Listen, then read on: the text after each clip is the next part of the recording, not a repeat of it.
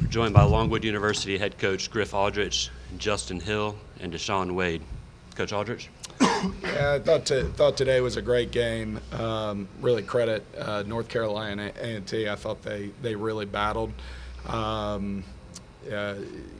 Great competitive game. I thought we really wanted to force them to have to try to make tough shots over us in the second half, and unfortunately, I thought they did a good job of it.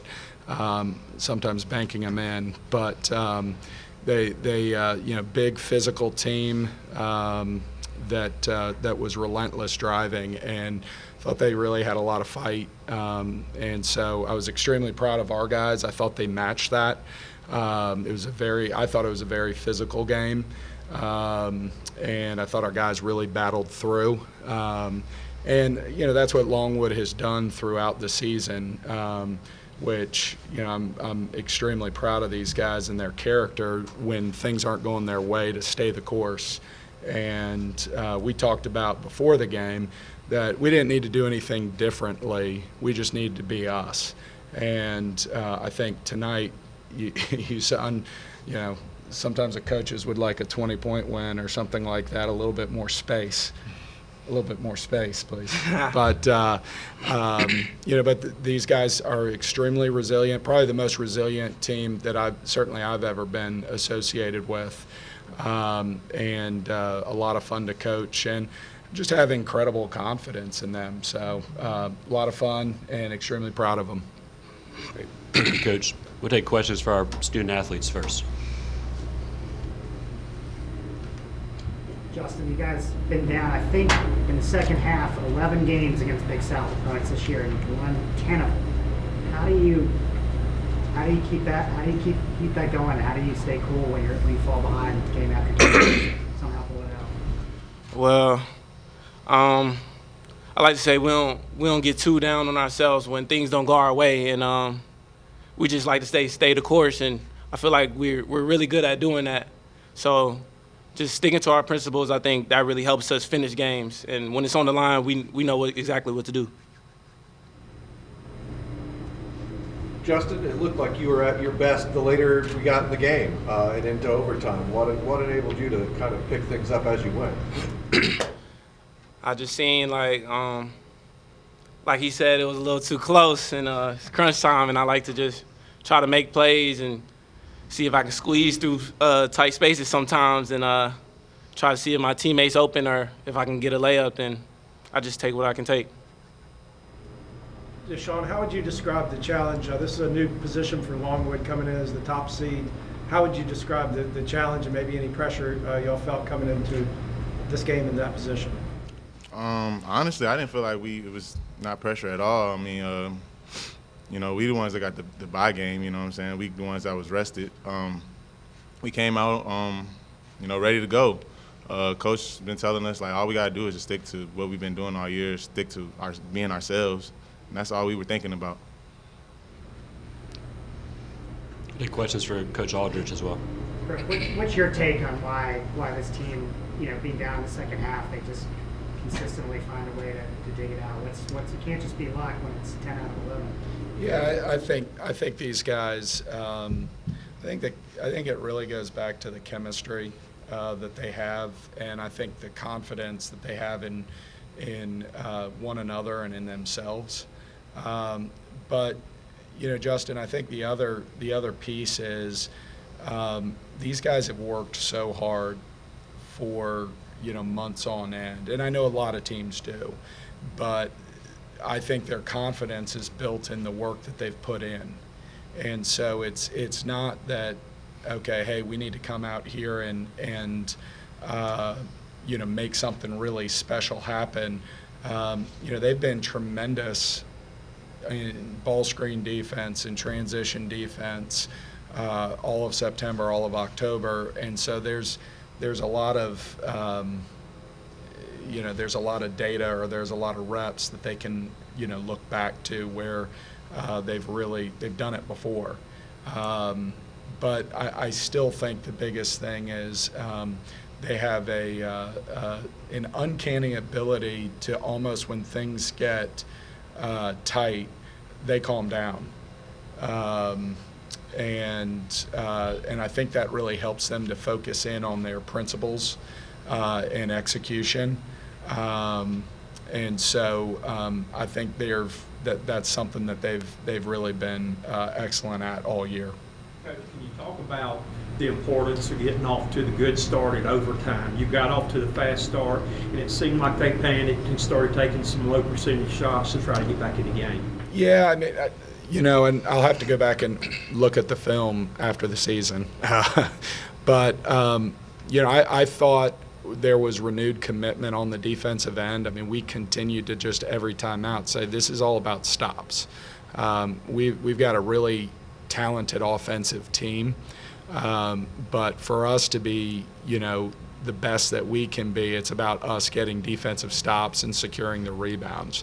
And I think two things happened. I think we did in the second half force them to take some tough threes, and I think that carried over into overtime.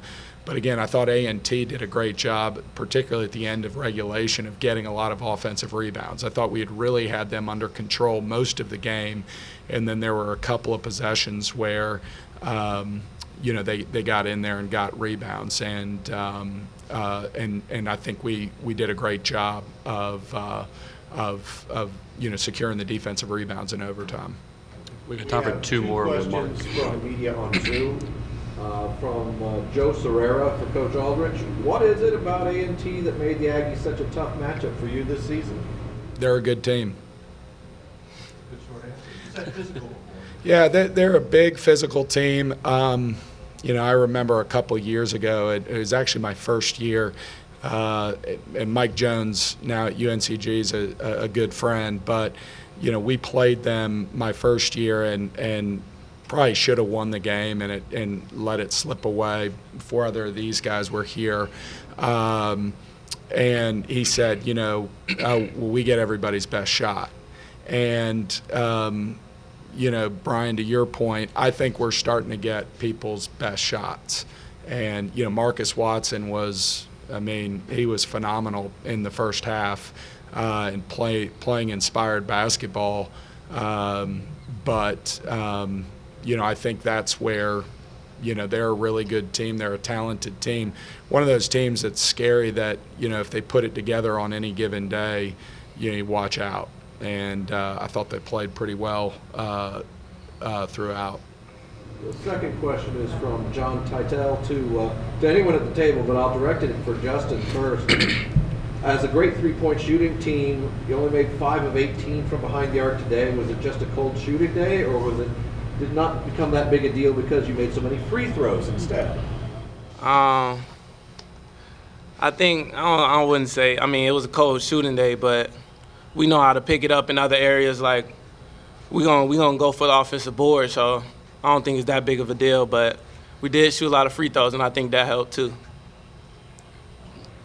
Great. We'll go. Brian is our last question. Griff, we've talked so much about player-driven leadership, player-driven culture. As they made their runs and then right before overtime when you guys had your conversation, how much of that was player-driven and what was the focus? Yeah, I mean, and that's a great point, Brian, because we've talked a lot, and DeShaun and I have butted heads usually over the summer a lot, and that's been a special thing, Brian, because one of the great joys of coaching is getting to see guys mature. And, sometimes you plant seeds and you don't get to see the fruit necessarily. It's been a real joy for me to watch these guys. DeShaun came in a couple years ago, and who he is today versus who he was 2 years ago, is just vastly different. And, he's always a good player, always a great defender, and he's always a good basketball player. But how he's grown and matured as a leader and taken more and more ownership, not only for himself, which, was a little bit of a tug of war the first year, but hasn't been since. But now he's taking ownership for the team.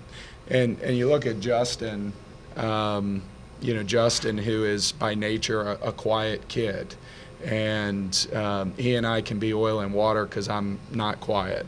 But Justin came in last year having the COVID experience, a quiet kid who was a really good player, and to just watch him mature from the first year of just being a playmaker, and his role was just to do things, to now really taking ownership and leadership on the team. And he's just at the beginning stages of that, but he's grown massively, certainly from last year, but even throughout the course of this season.